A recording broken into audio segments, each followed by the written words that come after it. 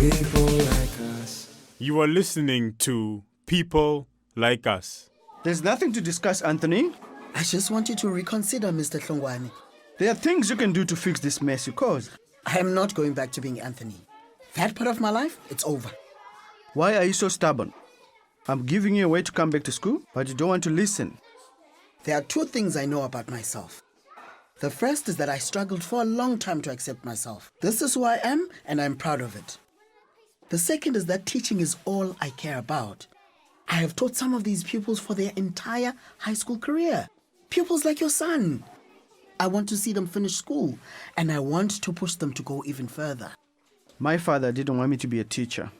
He said it's a tough job that doesn't pay enough. I remember telling him that I don't see it as a job, I see it as a calling.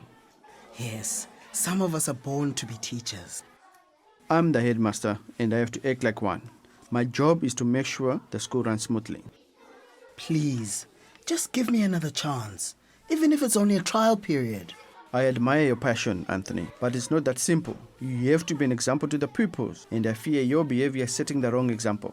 If I lift your suspension, I'll be condoning your behavior. I can't do that. I'm sorry. You've been very quiet the past few days. I'm thinking. About Nyasha? She keeps saying she can't change, but... But what? Surely, if she chooses to love a man, she can do that. Can you choose to love a woman? Don't be silly. I'm not. It's exactly the same thing. It's not, Mama. This sort of thing has no place in our family. Mercy. You don't know anything about our family's history. I had an aunt who was a lesbian. What? They didn't call it that back then, but she was. She lived with a woman. What did the family do? Nothing. No one thought it was strange. She was happy, so they let her be.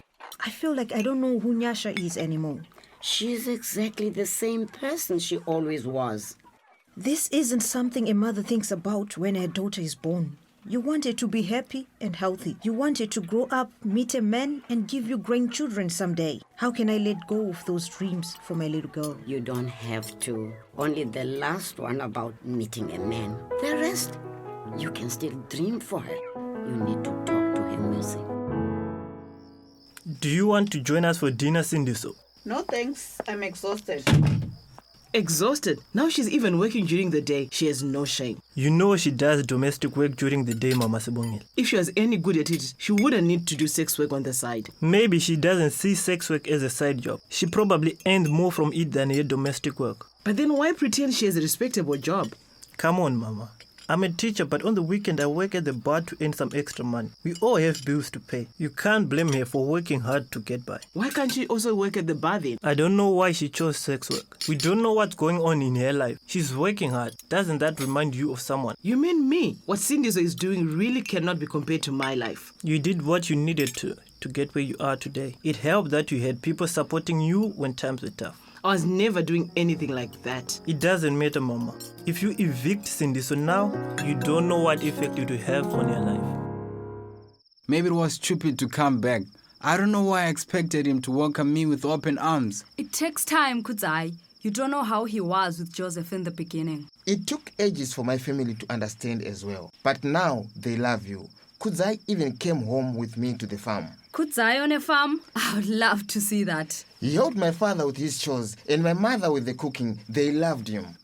My father is different from your parents. Not really. They are also people of faith.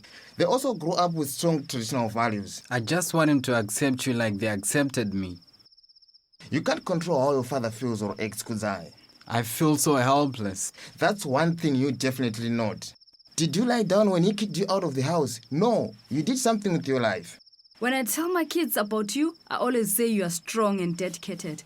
That you work hard no matter what life throws at you. You guys are just being silly. We are not, Kudzai. Baba's actions towards you do not define you.